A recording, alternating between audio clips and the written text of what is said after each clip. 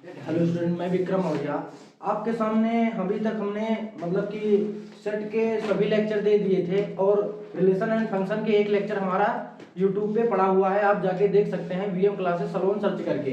तो अब हम बात करेंगे, मतलब हमने उसमें पहले लेक्चर में बताया था कि एक रास बी क्या होता है और क्रमिक गुणन के बेस पे एक्स और वाई की वैल्यू कैसे फाइंड आउट करते हैं। तो सेकंड लेक्चर है ये रिलेशन एंड फंक्शन का। तो सबसे पहले हम यहाँ बात करते हैं, जैसे तीन हो तो उसका क्रॉस प्रोडक्ट कैसे करते हैं, ए बी सी दिया हो तो उसका क्रॉस प्रोडक्ट कैसे करते हैं। फिर उसके बाद हम इसकी मैथमेटिकल परिभाषा पे चलेंगे रिलेशन एंड फंक्शन की, फिर इसके कॉन्सेप्ट को बताते हैं। तो आइए बिना टाइम वेस्ट किए आपके सामने बताते हैं। यदि ए बराबर 2 3 है तब ए क्रॉस ए ज्ञात कीजिए। तो सबसे पहले हम मतलब ए क्रॉस ए होता है तो इसका लेक्चर हमारा पीछे वीडियो में पड़ा है, आप जाके देख सकते हैं। अगर आपने पहला वीडियो नहीं देखा है तो उसको देख लें, जिससे आपको बिल्कुल कॉन्सेप्ट वाइज आपको बिल्कुल टॉपिक समझ में आए। तो सबसे पहले ए क्रॉस ए कैसे ज्ञात करते हैं। ए क्रॉस ए इसको कैसे करते हैं, 2,3 क्रॉस 2,3। इसका इस एलिमेंट का इसके साथ कामा लगा के लिखना है, मतलब 2,2 फिर 2,3 फिर 3,2 फिर 3,3। तो ये हो गया, ये हमारा ए क्रॉस ए हो गया। अब इसके बाद हम ए क्रॉस, अब इसका इसके साथ एक और क्रॉस कर दे। कहने का मीन्स क्या है, ए क्रॉस ए क्रॉस ए, ठीक ना, ए क्रॉस ए। तो हम इसको कैसे फाइंड आउट करेंगे, जैसे ए क्रॉस ए, इसको कैसे फाइंड आउट करेंगे, मतलब इस पूरे का ए से मतलब कि क्रॉस करवाना है। तो पहले इस एलिमेंट का इस एलिमेंट का मतलब ये है ना भैया, तो इसका इससे करवाएंगे, फिर इसका इससे करवाएंगे, फिर इसका इससे करवाएंगे, फिर इसका इससे, मतलब कामा लगा के लिखना है बस। 2,2 ये हो गया। फिर उसके बाद 2,3 2,3,2, फिर उसके बाद 3,2,2, फिर उसके बाद 3,3,2। तो ये हो गया। अब इसके बाद हमने इसका मतलब कि इस पूरे का इससे पहले कर लिया, अब इसी का इससे करेंगे। तो 2,2,2,3 2,3,3 2,3,3, फिर उसके बाद हम करेंगे 3,2,3, उसके बाद 3,3,3। तो ये हमारा हो गया। गिन लेंगे एलिमेंट, क्योंकि इसमें दो मतलब इसमें 1 2 3 4 है, जब 4 दूनी 8 होनी चाहिए, तो इसमें देख लें 8 है कि नहीं। 1 2 3 4 5 6 7 8, तो एकदम बिल्कुल सही है। तो आपको मतलब 3 क्रॉस का भी ए क्रॉस ए कैसे ज्ञात करते हैं, इसी तरह और भी होंगे तो उनको कर लेंगे। अब हम डायरेक्ट चलते हैं इसके मैथमेटिकल परिभाषा पे, रिलेशन की मैथमेटिकल परिभाषा बताते हैं आपको। तो आप इसका स्क्रीनशॉट ले लें। तो आशा है आपने इसका स्क्रीनशॉट ले लिया होगा। तो अब दूसरे क्वेश्चन पे हम चलते हैं, इसकी मैथमेटिकल परिभाषा बताते हैं आपको, डिफिनेशन ऑफ रिलेशन की। तो इसकी डिफिनेशन ऑफ रिलेशन की परिभाषा मैथमेटिकल बताते हैं आपको। तो इनको बिल्कुल टॉपिक वाइज आप देखते रहें वीडियो को। डिफिनेशन ऑफ रिलेशन मैथमेटिकल परिभाषा, डिफिनेशन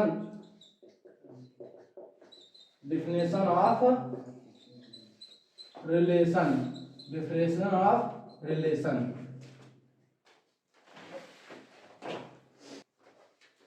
तो आइए हम इसकी डिफिनेशन की बात करते हैं, मैथमेटिकल क्या होती है। जैसे समुच्चय ए से समुच्चय बी में कोई संबंध आर ए क्रॉस बी का उप समुच्चय होता है, अर्थात अगर आर जो है मतलब रिलेशन जो है ए क्रॉस बी का सबसेट है। इसका मीन्स क्या होता है, हमारा लेक्चर सेट में पड़ा हुआ है कि उप समुच्चय क्या है, तो इसको आप जाके कॉन्सेप्ट वाइज देख सकते हैं, पूरे सेट के टाइप को भी देख सकते हैं। हमने पूरा लेक्चर इसका अपलोड किया है यूट्यूब पे। तो इसका मतलब क्या होता है कि आर के सभी एलिमेंट, आर के सभी एलिमेंट या सभी क्रमिक गुणन, यहाँ पर क्रमिक गुणन की बात होगी थी ना, कि आर के सभी क्रमिक गुणन या एलिमेंट ए क्रॉस बी में हो, ए क्रॉस बी में हो, तो आर जो होता है सबसेट होता है ए क्रॉस बी का। तो आशा है आपको समझ में आया होगा। तब इस स्थिति में आर एक अधिक समुच्चय, तो मतलब समुच्चय में कुछ एलिमेंट होने चाहिए, नहीं कि खाली हो गया। तो ए से ए अधिक समुच्चय बी में एक संबंध होता है, मतलब एक का ए जो है संबंध होता है किसका, बी का। ए का संबंध होता है किससे भी, या बी से। तो ये आपको इसकी मैथमेटिकल परिभाषा समझ में आ गई होगी। अब हम इसके समझेंगे इसका नोटेशन क्या होता है, फिर हम समझेंगे डोमेन, कोडोमेन, रेंज क्या होती है, आपको समझ में आया होगा आशा है। तो अब हम इसके बात करेंगे कि इसकी मैथमेटिकल परिभाषा, ठीक ना। मैथमेटिकल परिभाषा हमने बता दिया, मैथमेटिकल कॉन्सेप्ट थोड़ा सा, जैसे a b belongs to R, a और बी दोनों एलिमेंट अगर आर को बिलोंग कर रहे हैं तो इसे क्या पढ़ते हैं भैया, तो ए रिलेशन टू बी लिखते हैं, ए रिलेशन टू बी लिखते हैं या पढ़ते हैं, ठीक ना, लिखते हैं या इसी को पढ़ा जाता है ए रिलेशन टू बी। अगर ए कामा बी जो है वो नॉट बिलोंग्स टू आर है तो ए जो है नॉट रिलेशन होता है, यहां पर कट कर देंगे, आर बना के ऐसे कट कर देंगे, इसे कहते हैं नॉट रिलेशन बी लिखते हैं।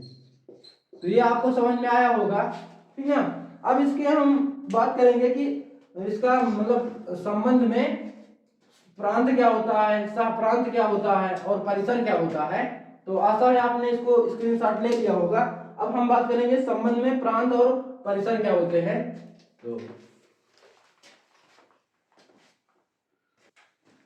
तो आइए हम बात करते हैं प्रांत क्या होता है। संबंध का प्रांत, परिसर, सहप्रांत याद करने का बेस्ट कॉन्सेप्ट आपके सामने बताते हैं। तो प्रांत क्या होता है, आर के कृमित युग्म के जो रिलेशन होगा, आर मतलब रिलेशन, आर के कृमित युग्म के सभी प्रथम अवयव जो फर्स्ट अवयव होंगे मतलब एक्स कोऑर्डिनेट के अवयव को संबंध आर का प्रांत कहते हैं।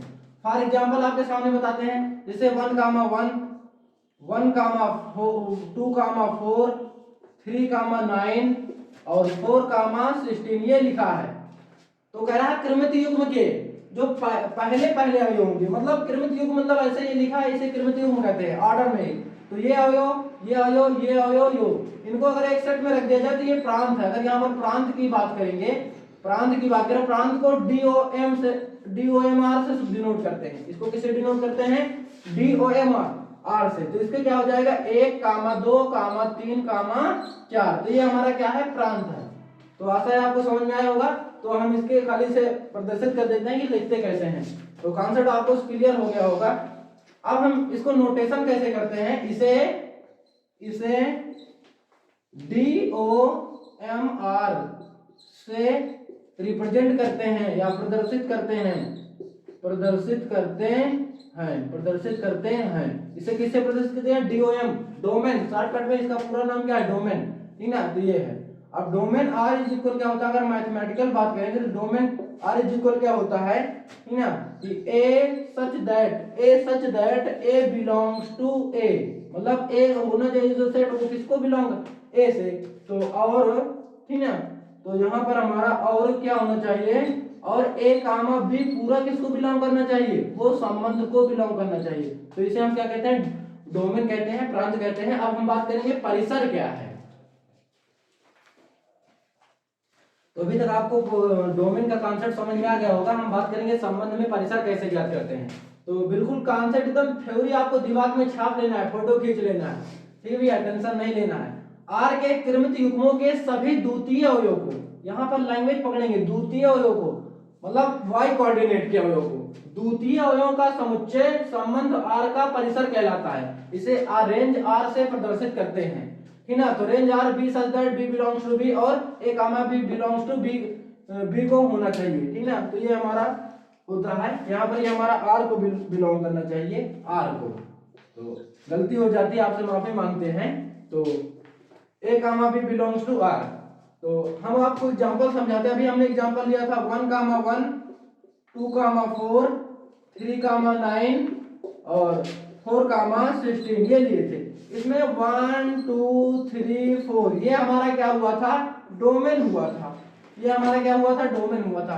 अब यहीं पर अगर हम रेंज की बात करेंगे, रेंज आर की बात करेंगे, तो रेंज क्या हो जाएगा, सेकंड कोऑर्डिनेट मतलब द्वितीय, ये और ये मतलब 1, 4, 9, 16 ये हमारा क्या है, रेंज है। तो रेंज भी आपको समझ में आया होगा कि कैसे फाइंड आउट करते हैं। अब इसके बाद हम बात करते हैं सह प्रांत क्या है, सह प्रांत क्या है। तो अभी तक हमने रेंज पढ़ लिया और प्रांत पढ़ लिया। अब हम लास्ट टॉपिक की बात करेंगे इसमें, मतलब इस टॉपिक का सह प्रांत को डोमेन, संपूर्ण समुच्चय बी, संपूर्ण समुच्चय बी मतलब इसमें जो ये है ये वाला पार्ट इसको बी कहते हैं। संपूर्ण समुच्चय बी संबंध बी का सह प्रांत कहलाता है। क्या कहलाता है? सह प्रांत मतलब को डोमेन। क्या कहलाता है भैया? को डोमेन कहलाता है। इसके बाद हम एक एग्जांपल आपके सामने लिए नहीं है बोर्ड पे, ठीक है भैया। तो जैसे ये है 1 2 3 4, इसका रिलेशन इधर है। अगर यहाँ पूछ लीजिए रिलेशन किसका है, तो स्क्वायर का रिलेशन है। रिलेशन किसका है? स्क्वायर का। 1 का स्क्वायर 1, 2 का स्क्वायर 4, 3 का स्क्वायर 9, 4 का स्क्वायर 16। तो ये पूरे, अब इसमें अगर हम तीनों बता देते हैं आपको तो एकदम कॉन्सेप्ट क्लियर हो जाए। अगर इसमें डोमेन की बात करेंगे तो डोमेन क्या होगा? ए का एलिमेंट। ए क्या है? ए के एलिमेंट को अगर सेट में लिख लिया जाए 1 2 3 4, ये हमारा डोमेन है। अगर हम रेंज की बात करेंगे मतलब जिस जिस पर डोमेन परिभाषित है, ठीक ना, तो ये क्या है? 1 4 9 16, 1 4 9 16, ये हमारा क्या है? रेंज है। अगर यहाँ पर हम कोडोमेन की बात करेंगे, कोडोमेन की बात करेंगे, कोडोमेन की बात करेंगे तो कोडोमेन मतलब पूरा ये संपूर्ण एलिमेंट ऑफ बी, संपूर्ण element of B is called codomain, ठीक ना। तो इसमें पूरा लिख ले 1 4 9 16 और 25, तो ये हमारा पूरा हो जाएगा। तो आपको समझ में आया होगा पूरा कॉन्सेप्ट। अब हम इसके एग्जाम्पल पे बात करेंगे। तो अब हम बात करते हैं रिप्रेजेंटेशन ऑफ रिलेशन। हमने सेट में भी रिप्रेजेंटेशन बताया था कि रोस्टर मेथड क्या है और सेट बिल्डर मेथड क्या है। तो आप वहां जाकर के हमारा अगर वीडियो देख लेंगे तो आपको ये वीडियो समझने में बहुत ही हेल्पफुल होगा। तो आशा है आप पीछे वीडियो सभी देखते रहें बिल्कुल टॉपिक वाइज। तो हम यहाँ बताते हैं और थोड़ा सा ये कॉन्सेप्ट याद रखें, कंपटीशन में पूछा जाता है कि रेंज जो होता है सबसेट होता है कोडोमेन का। मतलब कोडोमेन बड़ा होता है, कोडोमेन के अंतर्गत कौन आएगा? रेंज आएगा। कोडोमेन के अंतर्गत क्या आएगा? रेंज आएगा। इसके पहले हमने एग्जांपल बताया था, मतलब परिसर जो होता है सबसेट होता है सह प्रांत का। रिप्रेजेंटेशन ऑफ रिलेशन क्या होता है? इसको दो टाइप से रिप्रेजेंट करते हैं, रोस्टर विद। इसमें हमने बताया था सेट में कि एलिमेंट को कामा लगा के लिखते हैं, तो उसी तरह यहाँ भी जो क्रमित युग्म होंगे उनको हम कामा लगा के लिख लेंगे, क्रमित युग्म के रूप में कामा लगा के लिखेंगे। जैसे फॉर एग्जांपल, ठीक ना, 1 कामा 1, ठीक ना, जैसे कोई रिलेशन है 1 कामा 1, ठीक ना, 2 कामा 4, 3 कामा 9 और 4 कामा 16 और 5 कामा 25। तो ये हमारा है एग्जाम्पल है ETC। अब इसी को रोज समुच्चय निर्माण में इसी को भाषात्मक लिख देते हैं। और यहाँ स्टार क्या बताता है? स्टार क्या बताता है? नियम को बताता है जिस पर रिलेशन परिभाषित है। जैसे यहाँ पर बात किया जाए रिलेशन किस पर परिभाषित है?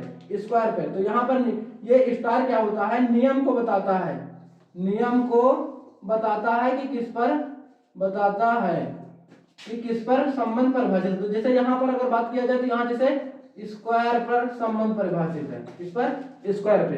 अब हम बात करेंगे कि इनवर्स रिलेशन क्या होता है? इनवर्स रिलेशन क्या होता है? आप इसका स्क्रीनशॉट ले लें, फिर उसके बाद हम बताते हैं। तो आपको मतलब कि रिलेशन का बेस्ट कॉन्सेप्ट आपको समझ में आया होगा पूरे शुरू से। अब हम बात करेंगे इनवर्स प्रतिलोम संबंध क्या होता है, मतलब प्रतिलोम संबंध क्या होता है? इनवर्स रिलेशन तो मतलब उसी का जस्ट अपोजिट। प्रतिलोम का क्या होता है? इनवर्स मतलब अपोजिट, उल्टा, खाली मतलब ए कामा बी को बी कामा ए कह देंगे, तो उसी को हम क्या कहेंगे? इनवर्स। तो आपको समझाते हैं। जैसे माना आर संबंध, आर समुच्चय ए से बी पर एक संबंध है, मतलब आर जो है सबसेट है ए क्रॉस बी का। कहने का मीन्स ये है कि आर जो है सबसेट है ए क्रॉस बी का। तो ये हमने अभी बताया था पीछे लेक्चर में। तो आर का प्रतिलोम समुच्चय बी से ए में एक संबंध होता है। मतलब प्रतिलोम तब होगा जब बी का ए से होगा, मतलब बी क्रॉस ए सबसेट होगा। आर जो होता है सबसेट होगा बी क्रॉस ए का। तो यहाँ पर बी से ए का प्रतिलोम संबंध कहलाता है। तो इसे आर इनवर्स डिनोट करते हैं। R inverse is equal B comma A such that A comma B belongs to are.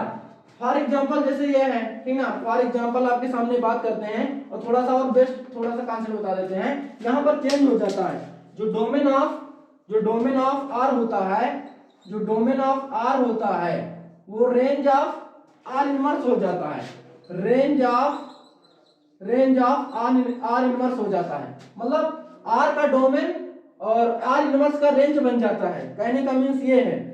और range of range of R, range of R जो होता है वो डोमेन बन जाता है आर इनवर्स का, डोमेन बन जाता है किसका भैया, आर इनवर्स का।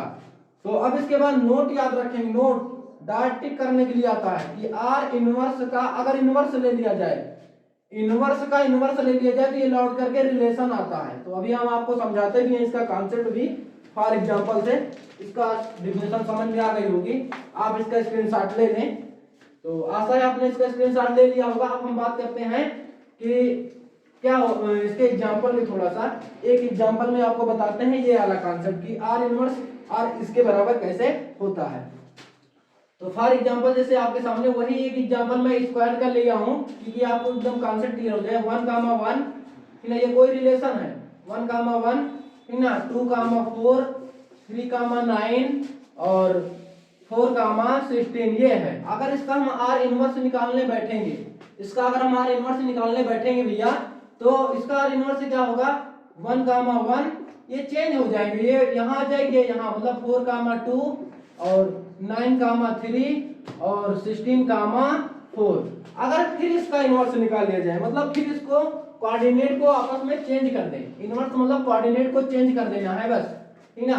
तो जैसे हम इसमें अगर आर इनवर्स का इनवर्स निकालें तो मतलब 1,1 इसको फिर चेंज कर लेंगे तो ये 2,4 हो जाएगा, ये 3,9 हो जाएगा, ये 4,16 हो जाएगा। अगर इसको देखें तो ये लौट के ये आया है, ये आर के इक्वल है ना, तो इसको लिख सकते हैं R inverse, inverse R inverse का inverse is equal R, relation के इक्वल होता है। सो आपको कॉन्सेप्ट समझ में आया होगा। अब इसके 2 से 3 एग्जांपल कराते हैं, फिर आपके सामने इस टॉपिक को फिनिश करते हैं। तो आइए हम एग्जांपल के साथ आपको समझाने की कोशिश करते हैं, तो आपको कॉन्सेप्ट समझ में आएगा रिलेशन क्या है। तो फॉर एग्जांपल जैसे कह रहा है प्रकृत संख्याओं के समुच्चय n से n में संबंध परिभाषित, मतलब n से n, n का मींस क्या होता है नेचुरल नंबर, n का मींस क्या होता है नेचुरल नंबर, और नेचुरल नंबर स्टार्ट कहां से होती है 1 से, 1 2 3 4 5 6, इस पर संबंध क्या है डिफाइंड है, रिलेशन क्या है इस पर डिफाइंड है। तो अब यहाँ पर हम क्वेश्चन पढ़ते हैं क्या कह रहा है। पहला पार्ट जो है कह रहा है r1 = 1,1 4,2 9,3 और 16,4, और r2 क्या है 3,1 4,2 5,3 और 6 क्या है। इसको हमें किस में लिखना है संबंध निर्माण रूप में, निर्माण मतलब वही set builder form, set builder form मतलब इसमें खाली एलिमेंट को किस पर कॉन्सेप्ट लग रहा है लिख देना है। जैसे r1 क्या है, अगर हम ध्यान से देखें तो ये इसका स्क्वायर है, मतलब a स्क्वायर है किसका b का, मतलब a बराबर b स्क्वायर। कॉन्सेप्ट अगर हम देखें तो क्या मिल रहा है a स्क्वायर बराबर b स्क्वायर, मतलब a जो है वो कैसे प्राप्त हो रहा है b का स्क्वायर करके। अब जैसे 9 है तो 9 क्या है 3 का स्क्वायर करके प्राप्त हो रहा है, यहाँ पर 16 लिखा है तो ये 4 का स्क्वायर करके प्राप्त हो रहा है। तो पहले को हम लिख देते हैं सेट बिल्डर फॉर्म।